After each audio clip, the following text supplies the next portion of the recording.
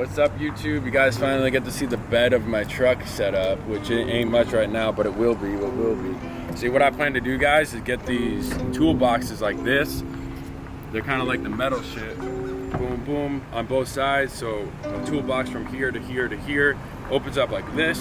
Have one here, boom, boom. But it's also like acts like a wall too. So then I'm gonna go ahead and put slats on the top of it, and then I'm gonna make this motherfucker a little box truck. That's what I figure anyway. It could change.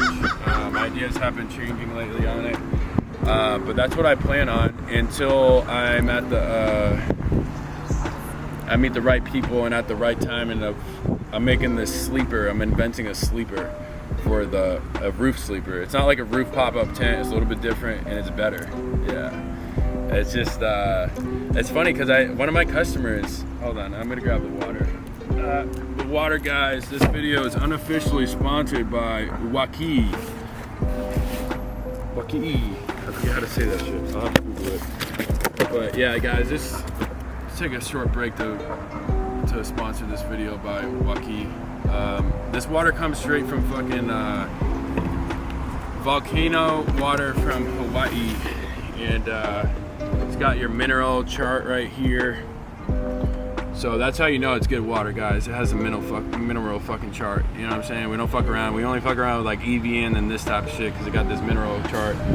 It's a typical analysis on this one. Natural alkaline, which this one got pH of 7.6 to 8.2. That's pretty good for natural. Total dissolved solids 82 milligrams, whatever the fuck that means. I'm sure that's pretty good for you. You know, bicarbonate alkalinity is 44 milligrams. The silica level in this thing, 35 milligrams per liter. So in this whole thing, there's 35 milligrams of silica. The only thing I know silica by is from the oil fields, and we used to fill up the sand. What the fuck do you call this? The sand containers, really, and you know, bring them to the fracking lots. And we had 2 of them on the bed of the truck. They would be like, put a mask on because of the silica levels. So that's all I know silica by. I didn't realize we drank that shit. I just thought it was dust. Sodium 6.8 milligrams. Ain't much at all per milliliter. It's fucking nothing. See, Dasani doesn't even tell you what they put in for milligrams in their shit. They really don't. And that other water that makes it thirstier when you drink it, they don't fucking tell you. They don't have this graph I'm telling y'all about. Calcium is 6.6 milligrams. Magnesium 3.5 milligrams per liter, and they also got some potassium at 1.2 milligrams per liter. Ain't much, but I figure it's something, right? It's like you're either gonna live or you're gonna die. So I'm gonna live. I'm gonna spend my money on water.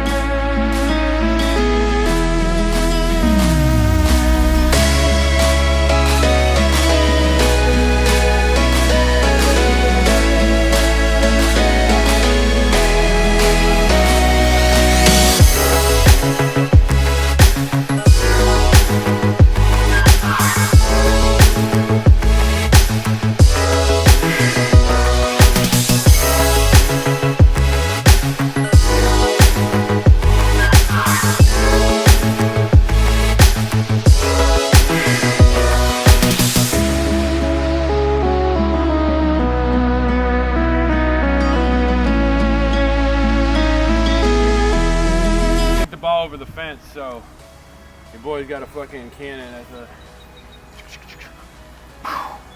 it's like a video game type shit.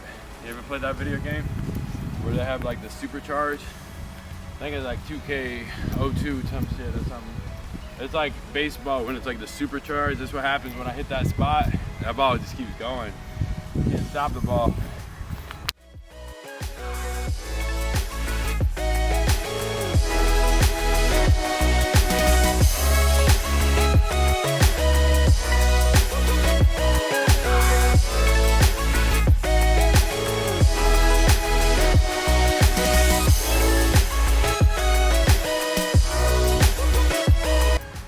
have to call the town of Falmouth, tell them we're taking down all them bushes now. It is what it is. I'm sure nobody else likes those bushes anyway, right? Like, it's like your football is gonna get caught up in poison ivy. Who wants their son to be coming home with poison ivy and infecting the rest of the fam? You know what I'm saying? Put my sign up there, boom, boom, boom. Machete time, machete time.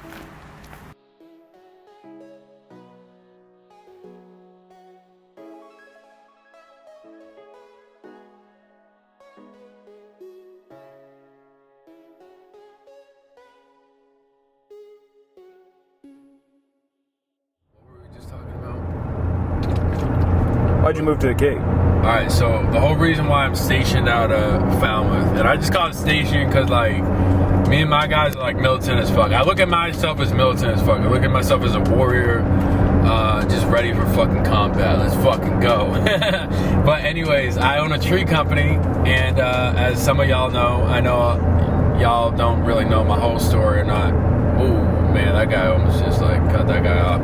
But so I was just talking to Mike here, my boy DRUMMEY. Shout out DRUMMEY. I don't know. He said he cut his voice out of the vlogs. So he's the homie doing this on Mondays now. I'm here. And, so we were talking about like, oh, why I didn't move to the Cape, and then I was like, you know what? I moved to the Falmouth. It's because of the accessibility. You know what I'm saying? Like, I got a radius of like maybe 20 minutes that I can stay within. So back home in Pawtucket, I was staying in Pawtucket. I had to go to Franklin a lot. I had to go to Uxbridge a lot. I had to go to North Smithfield a lot. Foxborough, wherever. Medfield. Medfield was like a 40-minute drive. Holliston was also like a 45-minute drive, 50-minute drive. But I would go to these places because not too many tree companies would want to drive out there. A lot of back roads. You couldn't take your equipment back there unless you had a good driver that could drive back there. But even so, it's a risk. You know what I mean? Driving all these back roads. This is shit that people don't really think about that I've realized through being a truck driver, CDL, you know what I mean, type shit. Because I used to do CDL driving for a while, like dump trucks, car hauling. I had like each and every CDL driver position you could ever get. I was a job hopper. But so I was just talking to Mike. I was like, man, I know why I moved to Falmouth, because like I get to advertise here in Falmouth, and I could literally stick in Falmouth year round and have work every day within Falmouth if I wanted to. I'm still reaching out to Mashpee. I'm still reaching out to Sandwich. I'm still reaching out to, like, you know what I mean? Well, sometimes I'll even throw an ad down there in Provincetown, which actually worked out because I got to call the dude who I got the lead from, but it was like, it is a 25 tree trim job, and it's a cut and leave type shit situation. Like, a bad climber could do it. You know what I'm saying? Like, I could potentially do it if I amped myself up enough to put the spikes on and get up there with the chainsaw. But I'm not saying I am doing it, because I don't really do that shit because I'm not doing it for the money. I'm not trying to say that people that climb, they do it for the money, but I do it for the business. You know what I mean? I do it for my guys, really, at this point. Obviously, I do it for myself as well. I want me to be good. Kind of baseline, you know what I mean? It kind of goes like, not even said almost, because it's like, I started this business because, like, number one, I drink a lot of water. I drink like 2 gallons of water a day minimum. So that means I have to piss a lot. So at a normal job, I look like the weirdo that's going back and forth to the bathroom and probably shooting up drugs or smoking crack or something. So that's number one. I drink a lot of water, even just to stay alert. It's just like my body composition. I need like a lot of water. I think it's like my muscle composition or something, my digestion. I need a lot just to stay alert. If I drink like the normal amount of water that humans drink, I'm lethargic, I'm tired. I don't know why that is. It's just how it is. So I have to drink a lot of water, or else I feel like I'm just gonna pass out of tiredness. And also, I like being able to wake up at 3 a.m. every day, 3 to 4 a.m. every day, putting the work in early, as far as like I wake up, drink my water, drink my coffee. Usually I sit down for 30 minutes, an hour. Sometimes I'm sitting down for an hour and a half, 2 hours, depending on if I hit that flow state of early morning flow where I'm, you know, going in on the work. And I'm going in on the work, and I look at work like this. It's like I'm reading in the morning. That's like the most important thing I want to be doing in the morning. When I hit that reading of 30 minutes of the book that I'm reading, I read a lot of autobiographies, just my type. I'm not saying like go ahead and read you a fictional, but I like being able to learn something from the book.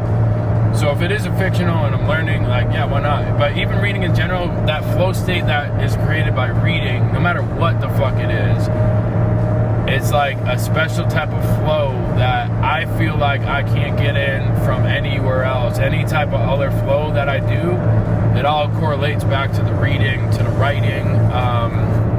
And usually I'm doing the reading in the morning, 30 minutes. I realize I have to keep it real now that I've started my business 2 years ago or a year and a half ago, whatever it is. I've realized I keep myself real to a whole nother extent that I've never had. Because I have to back my word or else I get fucking, I have to back my word to the point now that I can get sued any moment for off something I say or something I write in a contract. So that's something to keep in mind. So it's like, when somebody questions my authority now, like, well, a friend, family, whatever the fuck it is, it's like, dude, I have a method to why I'm doing this. I appreciate your advice, but like, if it has something to do with the business and a potential of being a liability instead of an asset, like, I'm gonna speak up and tell you that why you're wrong. And some people, like, they really accept that, and some people don't. And it's like, if you don't, it's fine, I get it. Like, you're trying to give me some advice, but like, unless you have owned the business or owned a business per se, then you have no right to give me that type of advice. You know what I'm saying? Like, and it's funny because a lot of people that give me that type of advice have never even touched ownership of no business. So it's like, I get it, dude, but like, you hop into the business field and take some risks yourself. Like, the risks I take are mandatory risks. It's like, it's like sit on the couch and go find a job on Craigslist, or take a mandatory risk to go get it. And it's like, I gotta take the mandatory risk all day. It's like, life is way too short for that bullshit. And we live in a time period now, it's like, there's such a gray area to it. It's like, take the fucking risk before there's not. You know what I'm saying? It's just like, that's just the way I live my life now. It's just like, take that risk, put God first. And that's what I was about to say too. It's like, then once you pronunciate God into everything, then you really find out who's in your corner. At least for me. You know what I'm saying? That's just how I feel. It's like, I've kept it real with the business, put my name on the line, put my life on the line, put whatever on the line, took the risk, proper risk. Now it's like I'm putting God into it. And then it's like, almost like I've almost noticed that, like, in this country, it was founded off pilgrims, which were seeking religious freedoms. Now it's just like, you say God, you know what I mean? You profess your faith in God out loud on the story or on YouTube or in person, and people are looking at you like, why are you talking about God? I'm talking about God because I'm fucking American, man. That's why my fucking ancestors came here, to talk about God. You know what I mean? To worship freely, to speak freely, because I heard this land is like that. And like, I feel like America is getting punished right now because we took God out of it. So now it's time for America to put God back in it, and then we'll see some beautiful things start to happen again.